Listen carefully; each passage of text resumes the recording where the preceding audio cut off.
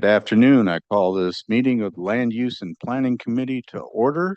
This meeting has been properly noticed by the Clerk's Department. Please rise for the Pledge of Allegiance. I pledge allegiance to the flag of the United States of America and to the republic for which it stands, one nation, under God, indivisible, with liberty and justice for all. Thank you. Okay, first we'll start with the minutes from December 18th. Any revisions or notices with the minutes? Seeing none, we'll consider them passed through. The consent agenda, we do have two pass-through items. And then we have a cost share contract extension request. So do you have your person here, Jamie? We'll be speaking on that. Sure.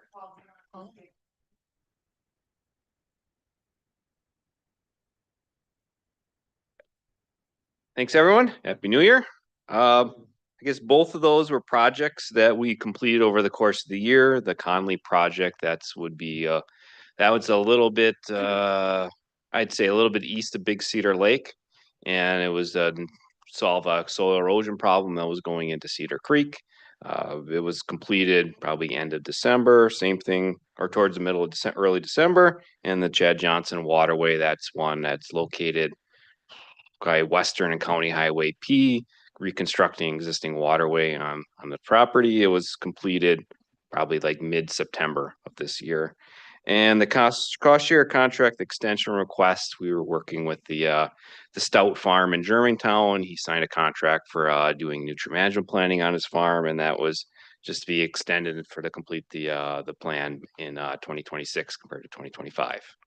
So. Okay. So does that require a motion and I mean, is that by resolution or is that just going to be a discussion pass-through type item? Yep. Okay. So you seek no approval on that. It's just Informational. Informational. Awesome. Just as a reminder on cost share items, they are approved through the county budget and then administered by the county executive. But because it's just money moving in the carryovers, the decision was made early on to inform the committee regarding these. That way, if there are questions or concerns or there's anything that comes up, you guys have the ability to kind of go back and ask or provide that kind of check. So you see these on your agenda every month. And you know, if you disagree with them, that's kind of what we're asking you to kind of raise your hand. But otherwise, they're really for your information. In general, their grants come in, grants come out, kind of thing. Basically. Excellent. Supervisor Krebs? For the request to extend the cost share contract, how long is that extended till? End of it's 2025 funds that I received that I can send over into 2026. Okay, so it's the full calendar year. Okay. All right. So consent agenda will pass through. We'll move on to UW extension reports. Hello, good to see you all again. I'm going to kick us off and then I'll pass it to the educators, but I'm Jeremy Solon. I'm the Assistant Dean for Southern Wisconsin, also filling in as the Area Extension Director in between Cindy's retirement and our new AED. So I'll give you a quick update on the office move and then the Area Extension Director. So start with the office move. We moved in December out to Moraine Park Technical College. Overall, that's gone well. The space is nice. We're working through some of the logistics. Jamie's helping us kind of get things finalized there with support of staff at the college and county, getting everything finalized. But just to note about that, there was an article that was published recently that talked about us previously having been at the UW Milwaukee campus. We're not there. We were at the public agency building. But made that move recently just to make sure that that was clear. We do have an open house. You have a little piece of paper and it should be at your spot next Thursday. So we'd love for you to stop by and see the space, and we'll be there. Ron is making amazing cookies, I hear. So that's right. So that's the incentive to join us, but hope you can join us. Otherwise, obviously feel free to stop out at any other time too. And then the other update is on the area extension director. As you know, Cindy retired about a month and a half ago now.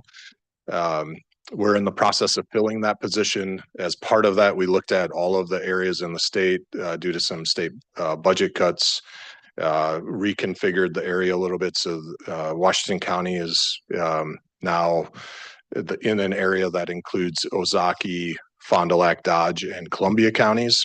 So a 5-county area. And then we've started the process to hire a director for that.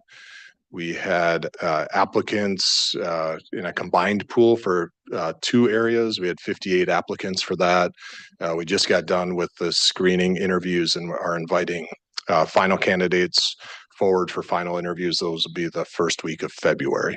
So expect to have someone on board about somewhere around March is the expectation. So I will, as we get to final interviews, Jamie's on the final interview team with us. I'll also send an invitation to all of you if you want to sit in. The presentations on that will be broadcast by Zoom. So if you want to join in and watch those and provide any feedback on the candidates, you're welcome to do that as well. So you'll see an email from me or Karen, one of us, or Jamie coming out pretty soon to participate in those. So that's the timeline on that, but happy to take any questions about those things or anything else. And then we'll get the educators up. Yeah. Supervisor Mary? Yes, sir. Thank you. What's the dating for your final interviews? Do you not have that yet? I believe it's going to be February 3rd. There are 2 possible dates. We're working through a little bit of logistics yet, but yeah, the first week, but we'll get those to you for sure. Any other comments, questions? All right, move on to the next. Good afternoon, everybody. Liz Gartman, Regional Crops Educator for Washington, Ozaukee, Fond du Lac, and Sheboygan counties. So I think the last time I was here, we had just wrapped up the harvest of our door knocker nitrogen optimization pilot program plot. So we're still working through getting the final data pulled together on that project. I think anecdotally, we flew drones over the site to see the differences in nitrogen application, and we didn't see a whole lot of difference, which was kind of wild. But it was really cool having the opportunity to sit in the chopper and look at the differences as we went through the cornfield. So I'm looking forward to seeing that data. I'm sure Alan is too, but really appreciate the opportunity to work with door knockers here in Washington County to get some of that local data back to Madison. These NOPP projects are actually feeding into our update of a publication called A2809, which is the nutrient management specifications for Wisconsin. And that is like one of the big things that UW needs to do to help folks as they do their nutrient management plans for some of the larger farms. So I think it's really cool that we have the opportunity to feed some of that data back into that revamp of that guideline. We have started a NOPP project at Ramthens. I think I've talked about that before. We did our first biomass collection and soil sampling, and Paul's crew from the county helped out with that, which is great. Many hands make light work. So it was good to get out in the field with those folks. So we actually took biomass samples, which is the cover crop. We sent that in for an analysis, not only for nutrients, but we're also looking at like what species do we have in that. And then we're going to tie all that back to the amount of nitrogen that's fixed and put back into the soil and how that supports the next corn crop. So we'll be doing that again this spring, pulling more soil samples as we get into the growing season. So those are 2 things that we have going on here in Washington County, and appreciate the opportunity to work with Paul's crew at the county to get that work done. Some other things I've been working on, we did an alfalfa and cereal forage quality project last spring. And we did all the field work in May and June, and now we're at the reporting phase, and it's really been interesting. We've taken some measurements of alfalfa and some of the cereal forages, tried to assess quality, taking those measurements, but then we sent those samples into the lab as well to see how well those measurements correlate with our lab samples. Why that's important. Lab samples are expensive. So if farmers have to keep sending them in to try to target when they're going to harvest their first crop forages, it can get pretty cost prohibitive. But if we can find a more intuitive way or a quicker way to get that analysis done using what we call a peak stick, it's very beneficial. We were finding that when we were in the vegetative stage of these crops, we could make pretty accurate predictions on the quality using that peak stick. Once we got into crop maturity, once that alfalfa started to bud and bloom, we lost our correlations. So it was kind of interesting for us to see exactly how that worked or when that split tended to happen. My hope, we had some grant funding for that. My hope is that we can get some grant funding again and do this a couple of different years, because if you've been in agriculture long enough, you know how much weather and climate affects plant maturity. So just because it happened this way one year doesn't mean it's going to happen that way in another year. So looking for more grant funding on that to drive that project a few more years into the future. Beyond that, we're planning our Focus on Forage webinar series. It's a statewide project, 4 webinars each Thursday in February, where we talk about timely forage management updates for farmers, growers, crop consultants, and nutritionists. So I'm on the planning team for that. Looking forward to some great topics like grazing management and use of cover crops out in the field. So those are some of the projects I have going on. Are there any questions? Questions from the committee? Good. None, Great, covered thank you. well, thank you. Thank you. She does a good job, better job. Yeah. She does. She does. She's hard to follow too. So I am Kelly John. I am the 4-H educator in Washington County. My fall focus has been a lot on development and marketing for new programming in STEM with a career and college focus. So something that we did that was new this year was a science expedition to UW-Madison campus. So we took a bus load of students to UW campus. We had 22 youth that were in grades 6 through 12th to campus to visit the different labs. And let's see, we visited the UW Biotech Center, Stem Cells Research Lab, State Climatology Lab, and the Wisconsin Energy Institute. We also had some students that were 4-H alumni that came and met us during lunch to talk to the students about, you know, college campus life and their pathway to get to where they were. And so it was a great day of discovery. Most of the participants reported trying new things, exploring the interests that they're looking into in STEM and wanting to learn more. They also reported that the visit helped them imagine themselves in college and expanded their understanding of STEM fields. So other things that I've developed is a STEM countywide project. So what I noticed is within 4-H, there wasn't a lot of county project leaders in things like electricity, coding, computer science, engineering programs. And so I started a club, a project to kind of introduce these concepts and hopefully find some new leaders, some volunteers to lead some of these after a while. So I did manage to get 13 youth enrolled. So different topics are engineering with hydraulics, carpentry, computer science, coding, and electricity.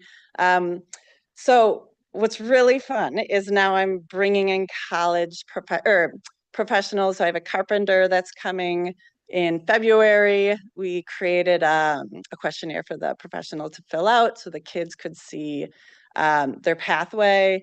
There's the skills that they use, and we're hoping to keep this ongoing so that we can post it on our website and kids can just look in like a career spotlight area and see all the different careers and professionals in STEM. I'm hoping also at this the project meeting to have the kids interview, and then hopefully if they allow me to put that also online so that Others can see from their perspective the different cool things that they get to do in their professions.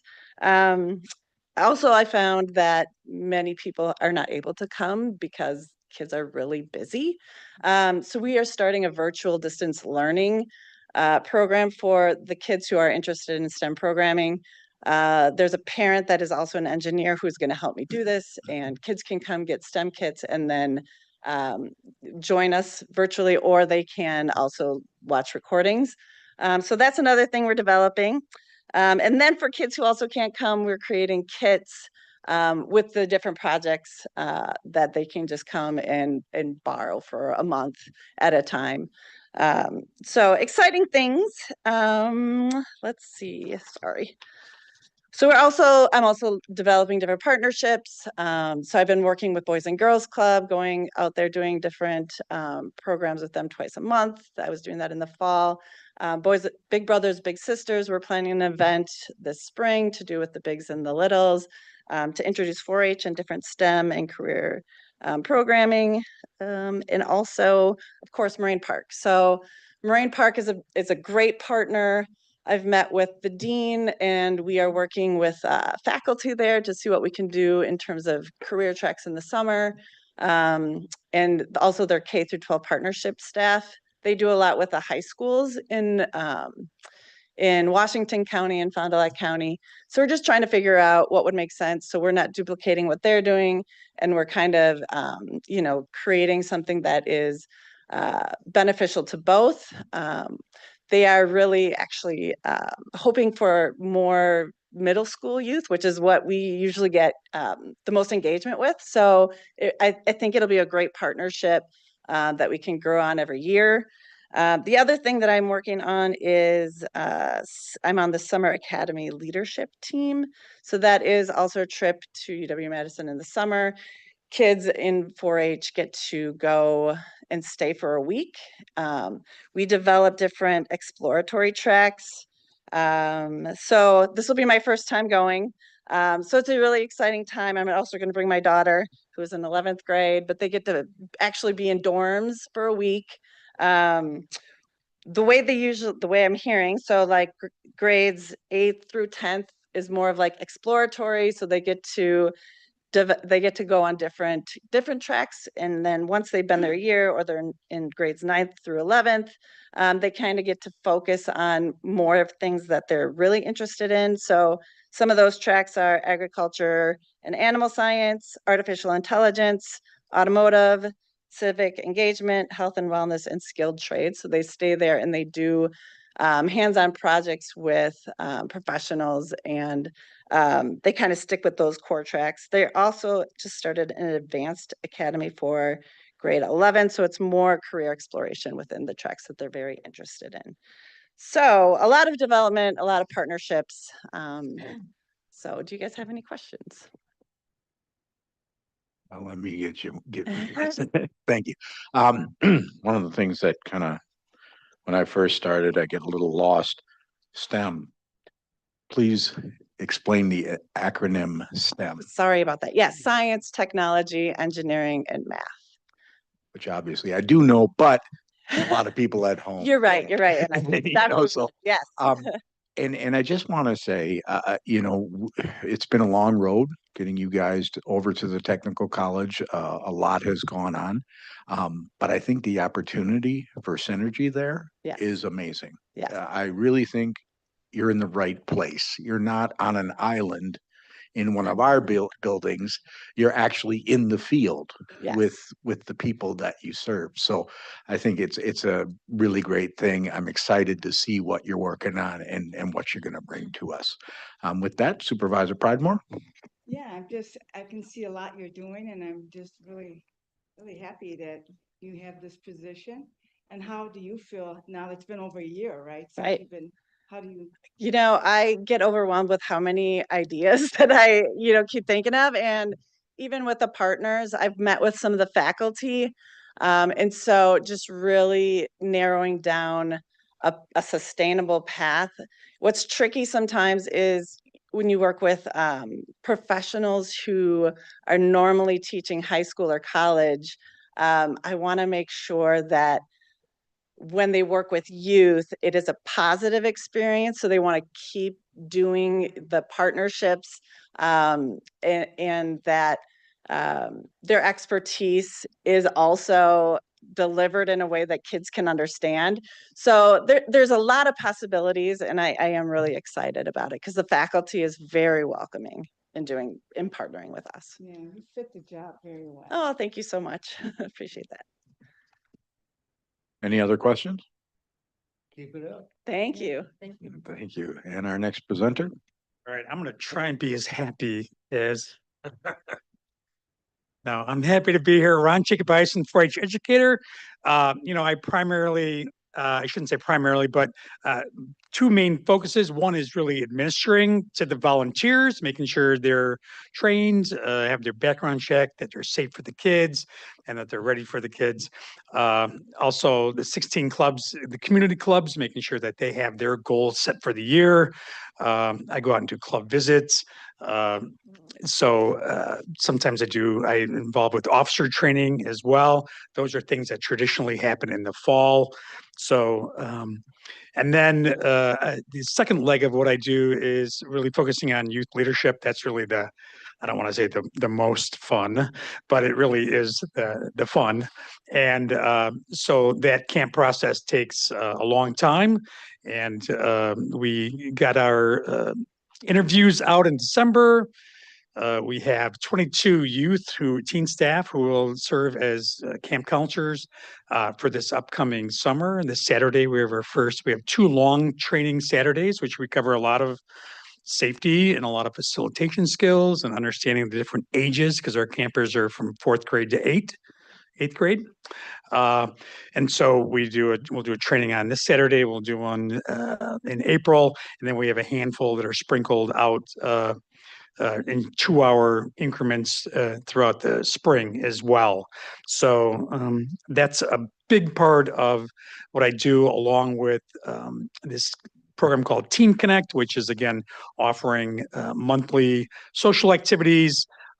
We do some team building, and then we also talk to them about engagement and how they can affect the county as high school youth, because high school youth again tend to be starting to get involved in those things in life. You get a driver's license, you need a job, then you need car insurance, and then then you got to go to prom, and there's all this stuff kind of happening. So we're in competition with life, and so we're keeping it competitive, and that's really about it. So, any questions for anybody?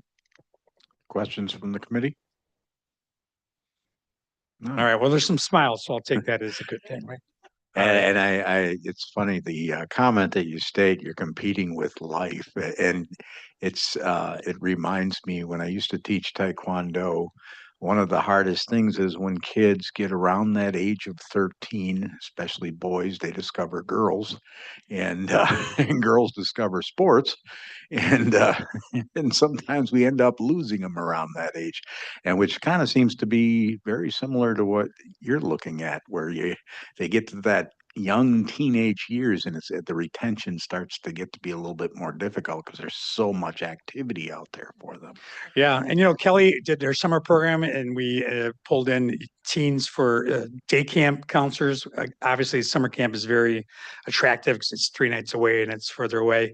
The Teen Connect that's once a month is nice to bring them in. The Leaders Board is planning a lock-in, or at least a long recreation night till midnight at the YMCA. That'll bring the teen leaders in too. So the goal really is pulling in the teen leaders. They're also involved in the Leaders Board now, where each of the 16 clubs have 1 adult and 1 youth.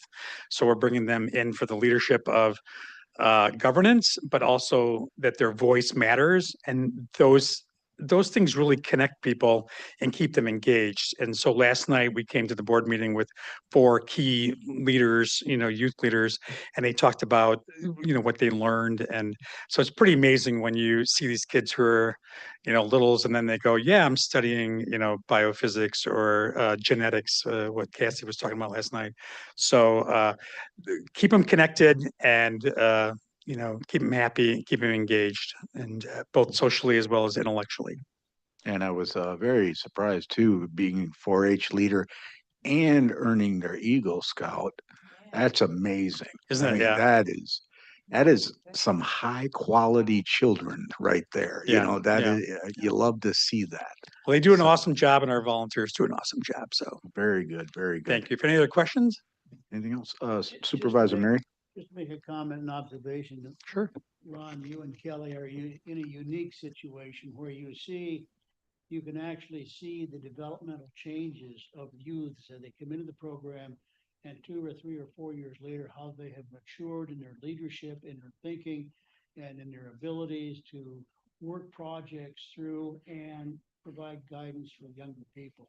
And I think it has to be very rewarding for you to see that, because you start out with a raw kid, so to speak, and 3 or 4 years later, you've got a very well qualified young adult. It's very rewarding. And we see that with adults too, a volunteer. They come in with a passion to do something and they're not sure of the mechanics of how it works. And, it takes a little time, right? The unknown to the known, and then they kind of know what's going on. And you see them also flourish as well. Well, thank you for your time. You're doing a great job. Thank you very much. We'll see you Thursday. Yeah, thank you. Thank you. Contributing to society. All right. So we will move on to item 4B, 2025 resolution. Shouldn't that be 2026 now? Oh, yeah. If it helps, I drafted it in 2025. Sand County Foundation, Wisconsin Farmer Led Fund, and I think we'll just go ahead and update that friendly if the committee's fine with that and switch that date out. Go ahead, Paul. All right, thank Good you. to see you again, by the way. Yeah, good seeing you too. At our December Cedar Creek Farmers meeting, we invited in an individual that works for the Sand County Foundation. And he presented a grant opportunity that's presented to all the other producer-led groups across the state. And kind of there was an open discussion on what exactly this grant opportunity could be and what it could entail. And I should say Ralph's son Alan stepped up and said, hey, I think this would be a great opportunity for us to get a bigger foothold in the county of what's called low disturbance manure injection, which would be like larger dairy farms like Mr. Dornacker's is they have a lagoon and there's a large amount of liquid manure that's got to be spread on the fields every single fall, some spring and fall, depending on how big the storage is. And for farms like that have adopted a lot of like soil health practices, you're trying to minimize the amount of disturbance you do to the soil so that you keep the soil in place. So you really have two options. Either you spread the liquid manure on top of the surface, and at some of those rates, there's potential for it to leave the site and enter our streams, or you can incorporate it. And kind of typically when you incorporate it with more of the typical way of doing it, it disturbs a lot of earth and it kind of go the opposite direction from where you want to go in some of the practices you're implementing. So this particular type of incorporating manure, which leaves a narrow little slit and you get the manure a couple inches below the ground, and it's supposed to be in a very effective way to do it. It's just significantly more expensive than the more standard ways of doing it. So the point of this is trying to get a foothold for this new practice in the county, being able to adopt it and spread it around to a group of dairy farmers in the county. So fortunately now we're able to get some foothold.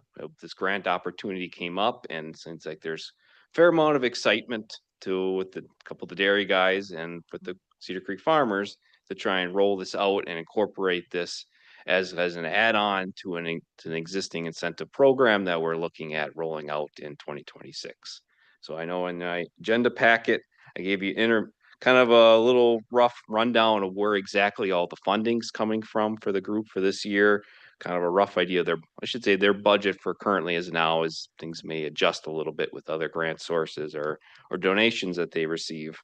So probably kind of pointed out the DATCAP producer-led grant. The fund for Lake Michigan was 10,000. Producer-led grant should back up 22,000.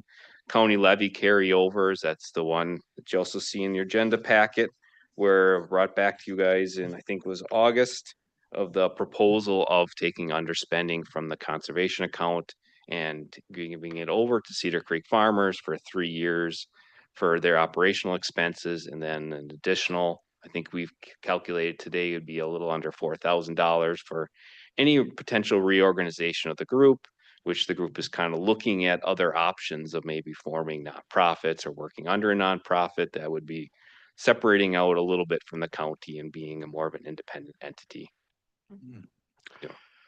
And I would inform the committee too. I don't know if you heard, but yesterday in the news, there was a farmer who did a spread right before the rain, and all of it washed off into the nearby waterways. And he did everything according to the rules. He did it all correctly, and yet because the ground was frozen and the manure was on top, everything washed right off due to the amount of rain that we got right into the creek, and it caused a big problem. And now the state DNR is in there Mhm. cleaning it up, and he's going to be cited even though he followed all the rules and everything. So What was this? I didn't catch it. Did you catch where that was, Ralph? I don't know exactly where it was That anymore. happens once in a while. I think it was over towards Manitowoc up there, something. Yeah, I think that sounds about right. I think it might have been the Manitowoc area. Yes, that's where I was yesterday when I heard it, and that might have been that I heard it on their local news. This morning. So he's Yeah. still accountable. Yeah, but he's Mhm. still accountable because it came off his field, Yeah. even though he did it right. Right.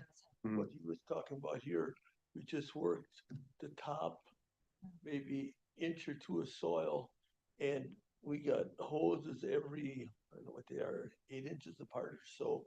And it spreads it out more evenly, and it still incorporates into soil, but you don't get it so deep, so it doesn't filtrate through the soil, get into the groundwater and stuff, and it keeps everything growing. Like cover crops too, you keep your nutrients on the top, and you don't need as much fertilizer, and in the long run, you're money ahead. Yeah, But so, the equipment is expensive. But Yeah. the return on investment. Yeah.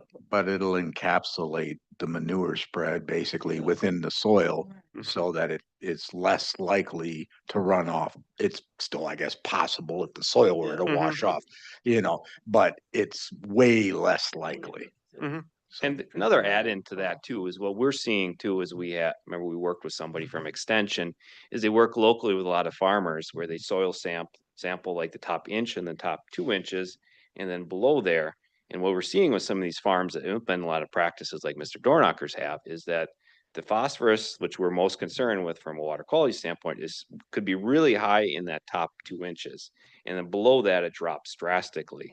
So getting that manure kind of below that top 2 inches kind of puts it more where there isn't as much crop. It's more useful, better agronomically for the crop, and way better from a water quality standpoint too than just putting it right on the surface.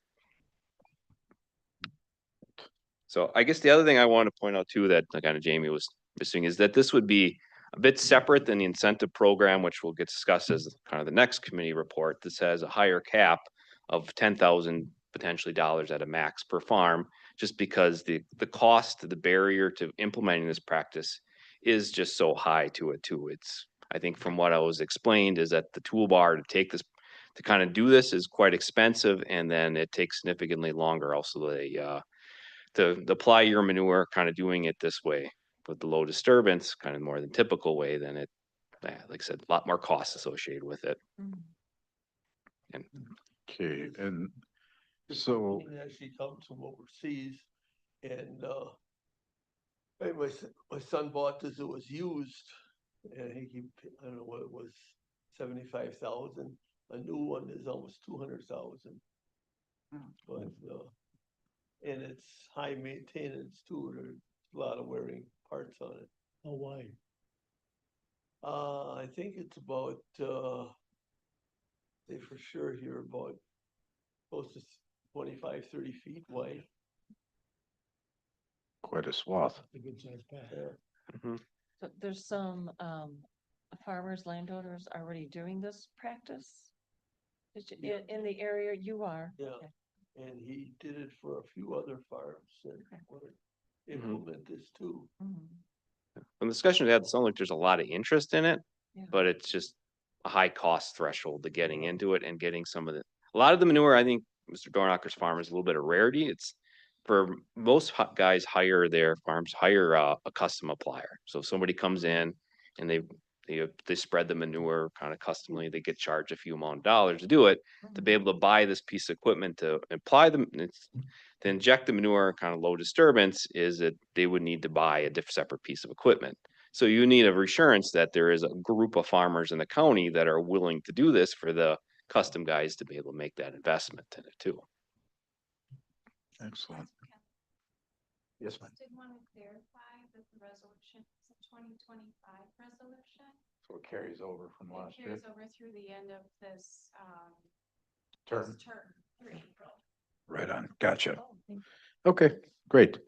Now that we've cleared that up. So we'll need a motion in a second on this, I take it. Supervisor Conrad, Supervisor Mary. Okay, and Supervisor Krebs? The funds from the grant, are they then to be used for either or, whether purchasing equipment or contracting for this service? I think it would be either or. I think the kind of the framework that we started with is that it would be, you're looking at that $10,000 cap, and it would be I can't think of the dollar amount that would pencil out to be. I think it's about $85 an acre that you would apply for doing this practice. Okay. For about 125 acres, that would pencil out to. So would you be amending that on the next page when they're talking about the program? It's all the one program. Mm-hmm. Yeah, we could probably make it as get into the soil health incentive program, that could be an amendment to that program to add that money in there and increase the cap that we provided for that particular practice. If that grant is received. If the grant. Otherwise, the recommendation from the Cedar Creek farmers is to incentivize it at 45, what is it? $2,000 cap. At a $2,000 cap, which you can see that on the next page. So it's part of the program already. This just kind of injects funds, which allows a higher incentive level. Is that Mhm. the thought? Yep. But I mean, we if you, on the page, you see we have about $48,000 allocated for it. I mean, we're gonna be able to work with, I'm guesstimating probably 20-some farms with that, maybe probably a little bit more than that, but most farms will take the $2,000 cap. So it's only gonna go so far, and if we increase that $10,000, that money's only gonna go to a handful of farms, at least. This way we can work with a few more people on a particular practice that sounds like there's a lot of interest in our county to do. So it's really more gonna be prorated or divvied out based by the acreage that the practice is applied towards. Mm-hmm. Okay. Yeah, and the funder, we're getting the money for, they set the cap at 10,000 at the max per farm. All right, any other questions on this? No, I appreciate your work and too, appreciate you, that's a couple of months ago too, driving me around and educating me a little bit on all your work and walking land and things. Thank you. Thank you. Okay. So we need to take this up separately, Jamie, than the next item, because this is just for the grant, and then the next is the actual program. correct? Yes, Mhm. so this is a little bit more background than maybe we usually provide on a grant resolution, because this grant is injecting funding into into a new program that we're about to launch in 2026. Okay. So what we did here is we kind of showed you in the next discussion what the new program is. And then you see this footnote that Paul put in here on the conservation practices category of the Cedar Creek farmers that says this grant is more money for this, right? And then we kind of went back and went through the background of those grants above, leading into it's budgeted that way in the 26-27 biennium based on a prior committee report about rolling over unspent funds from the conservation specialist. That carryover request is still to come before the county board. So you have not done that yet. And so that was another thing we wanted to point out here, is that we needed to kind of apply for the DADCAP producer-led grant in a higher amount, which we now have received, but that $10,000 levy commitment from that carryover request is still needs to be done in order for us to really launch this program, because it's the match for those DADCAP funds. So this was kind of complicated, and so we took in the background, we kind of included some of that so it would get to the full county board in the background material versus just the $100,000 grant application, if that makes sense. So we did include kind of that background. Did I say that okay, Paul? Yep. And the other thing I want to point out, so it's on the record, is that there are some ongoing discussions with the Cedar Creek farmers about kind of the organizational structure and the long-term sustainability of what that looks like. However, this grant, as well as the DADCAP grant, has committed us to implementing the program you're going to talk about next.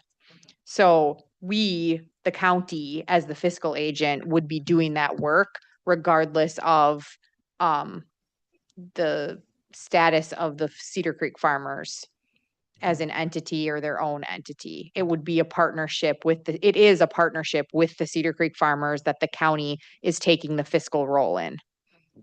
Okay, well, let's jump into the resolution, Sand County Foundation, Wisconsin Farmer-Led Fund. We'll take a vote on that. All approving, say aye. Aye. Any opposed? And that passes. Okay, so now we will move on to Cedar Creek Farm Soil Incentive Program Framework. And this is the program that directly comes out of the previously mentioned grant, correct? Yep, Okay. yep. This is a bit of what we'd be adding into it from the previous grant, but in your agenda packet had this nice colorful sheet in there. It's probably the best thing to refer back to is what we're looking at rolling out starting 2026 right now is kind of it's an exciting time for the group is they wanted to kind of take another step of just being more transitioning from just being an education focused group to being education and providing incentives to try and have their fellow farmers across the county implement more of these practices too. We gotta list them out. There's no-till, cover crops, same thing, the low disturbance manure applications, same thing, but we were set a $2,000 cap on it, which I think as was pointed out to us, it really wouldn't get particularly far. Planting green, which would be you have the cover crop growing in the field. You leave it growing into spring, you plant your crop and you plant your crop directly through the cover crop and then you spray off and kill the cover crop afterwards, giving them maximum amount of benefit from the cover crop. Roller crimper would be if you would plant a particular type of cover crop, rye that starts to similar to winter wheat, oats, kind of those at the grain, come over the big wheel, knocks it all down, and then you plant through that. Nutrient testing, kind of there's the standard soil testing that most farms do, and this would just be some stuff that's above and beyond from that. Would be like if you'd want to test for some of these more expensive soil tests that talk more about soil health in your particular field, the kind of nutrients, particularly in the residue, kind of feed value, kind of stuff like that. And biologicals, it's kind of a newer subject out there. There's things you can spray on your fields and your crops that help enhance some of the soil health and try and make nutrient cycling more efficient with it too. So that's a quick rundown of the practices we're offering. And on the next page 2 is hopefully anticipating that we have kind of way more interest than we got money for as we develop the criteria, essentially trying to rank which ones make the most sense to try and fund. The goal is to try and work with as many farms as possible, trying to get everyone to dabble a little bit in some of these practices and trying to adopt some new stuff too. But like I said, just have to try and find a way to make a priority out of a few more people and where you can best spread around the money. So that's the quick and dirty of it. I guess I'm happy to take any questions. All right, any questions from the committee? Supervisor Krebs? So this program is open to I guess farms that are applying to be a part of this program. Do they have to be a part of the Cedar Creek Farmers Association or I'm not sure. We don't necessarily, I mean, the bylaws of the group really, it's any farmer in the county can be a member of the group. Okay. So really it's county-wide. To what we applied for the DATCAP grant, we kind of applied for the watersheds that minus the part of the county that drains towards the city of Oconomowoc, because they have an active group kind of in that area already too, that kind of goes from Oconomowoc up to there. Think of a little bit south of Pike Lake, taking up a lot of like the town of Erin and Richfield. That general southwest corner of the county is, if that's our priority, would be getting the funds would be going elsewhere, and that group would work with those people and they offer a similar incentive program, but Okay. in general, it's countywide. Okay, just trying to really understand who's eligible Mm-hmm. to Yeah. apply, especially looking at that second page, the kind of the rankings Mhm. sheet that you have there. Cause I saw notes of, yeah, like if they're within the city of Cedarburg, like management area, and Mhm. also kind of got me thinking geographically where we're all talking, so. Mm-hmm. So a lot of kind of the history behind some of this stuff too is that there's the part of the county that drains towards Milwaukee, kind of the Milwaukee River watershed. So historically has received way more money and funding than what the part of the county that drains towards the Rock River and the Mississippi River. So we're anticipating that hopefully a lot of the project that where a lot more of the farms are gonna be working on is on the west part of that county that just haven't received as many of these opportunities too. And I think some of the rank criteria in there is probably going to be favoring those since they haven't received those opportunities in the past. Same thing with the city of like the city of Cedarburg is they spend, I think they have $100,000 budgeted to work in areas around, let's say, General Jackson Marsh in that area, trying to decrease the amount of phosphorus in Cedar Creek. So really those farmers do have an opportunity to work with them. Not saying they can't participate in the program, we just might favor others that don't have that opportunity. Thank you. Supervisor Conrad? Thank you, Chair. And just a question, I'm sorry if I missed this, but the very last page of our packet, it speaks of that, incentive program, ranking criteria. So where was that developed from? Did Cedar Creek farmers develop that? Is that something developed, say, like at the state level or some best practice tool? Source? I worked with my colleagues that work for Farmers for Lake Country, that producer-led group. The one that works in the southwest corner of the county is, they forward me theirs that's similar to this. And then I tinkered with it to kind of say, what do I think makes sense locally? And I presented it back to the Cedar Creek Farmers Board, got some input on it, and then that's what you have presented in front of you today then. Okay, all right, very good, thank you. Mm-hmm. Very good. Any other questions from the committee? I guess for myself, we did that tour last summer and it was awesome. We learned a lot. And we saw the differences that these programs make. Mm-hmm. And I'm wondering, do a lot of the farmers, are they seeing this or are they still kind of fighting this thing? I mean, what's your general view? Obviously we're incentivizing them to do this, but isn't it kind of self-explanatory on some of this stuff? Yeah, I think what we discussed in our range is there's like this range of adopters. Let's say you keep pointing at Ralph and his farm, is that I would call them early adopters. They're probably cutting edge or bleeding edge, depending on how you want to think about it. And then you got farmers on the opposite end that are more averse to change or more kind of risk averse because, well, farming is very risky. That making a change is a little harder for them. And that's like the part of the curve that's the early adopters. These are the people that have taken on that project, and we're just starting to work away more of those middle adopters and maybe try and take one of those two of those later adopters. And that's where the incentives come into play, where it's trying to peel back some of that risk of providing some funding that if something doesn't work out that well, trying one of these no-till practices or cover crops, that if it does really hold you back on yield, it isn't hurting the pocketbook as bad as if you're going into this without any kind of a safety net. Very good. So now I spawned all kinds of questions here. Okay, Supervisor Pridemore? I attended that. I thought one of the farmer and that was in Sand. I forgot the name, but anyway. That'd be probably the Bishop Farm, right? Yes, I Mhm. thought he stated it was about $50,000 investment, what he was doing. Mm-hmm, And he said at first it didn't really, mm-hmm, but now he's bearing the fruits of it. yeah, But, so that is a big chunk of money for a farmer. mm-hmm, And with the way the price is going, milk price is going down, milk price now is about $14, I think, for the next couple of months. Well, that's what it was 40 years ago, and anything you buy has 10, 12 times as much. And I mean, to do these things, I mean, when we started first no-tilling corn, that was in 92, I think. And my brother says, no till, no crop. But you gotta condition your soil. It takes a while to get your soil nutrients. I mean, with planting cover crops and keeping the manure, I mean, you're keeping your nutrients up so you don't leach into the soil.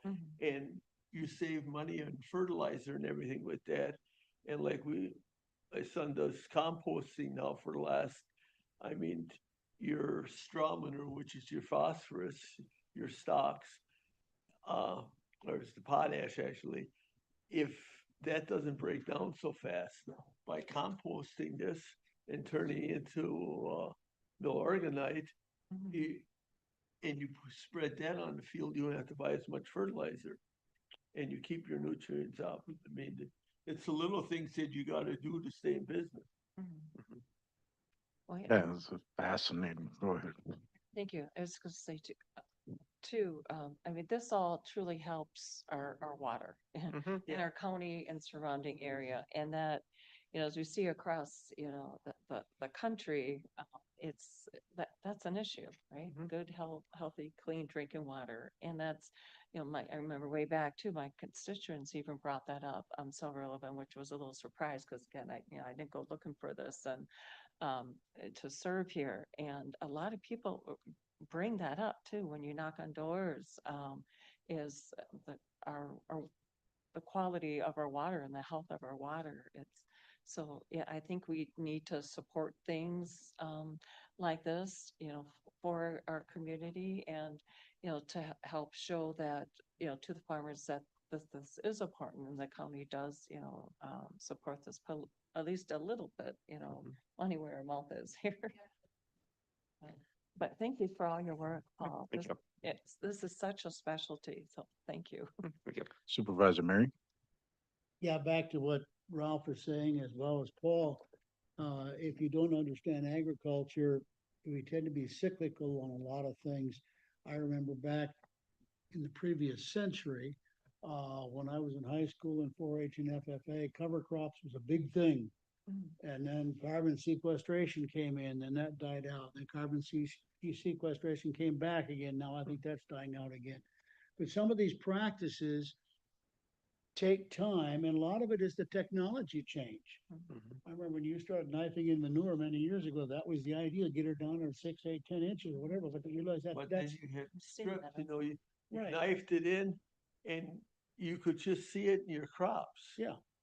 Because they vary, because you were so concentrated at one spot and you put it down in the ground and it tended to leach away and you were losing it and it's going into your groundwater. And as technology changes and new ideas come forth, it doesn't happen overnight. I mean, it takes 2 or 3 seasons many times. It's like I equate right now, everybody's complaining about the price of beef. Why don't you just grow more cows? It doesn't happen that way. It takes 2 years to get into that cycle. And right now I read this morning, the lowest beef herd in 70 years. So you can't turn that around like you can chickens in 90 to 120 days. It's gonna take 2 years before you got it done. Because the trouble was beef got so high, so they didn't keep no brood cows to get calves. So you weren't getting no calves anymore. Yeah. And then we had a drought out west, so the ranchers paired their herds. And Yeah. It's just time and technology is what it amounts to specifically. And when you're talking agriculture, you're talking seasons, not just weeks or months. It's complete seasons, and maybe it take 2 or 3 years before you'll start seeing some of the changes. So And the return on investment. thank you, Paul. Yeah, thank you, Paul. Well, there it is. Everything you wanted to know about poop. Uh, any other questions for Paul on this? All right, so we will need a motion to approve to approve the 2026 Soil Health Incentive Program. Motion by Supervisor Krebs, seconded by Supervisor Mary. And, all approved, say aye. Aye. Opposed? The ayes have it. Good luck with that. All right, thank you. This whole milk is back in. All right. Seeing as all the business before us has been accomplished, I will refer that our next meeting date will be February 19th, 2026, and this meeting is adjourned, subject to call of the chair.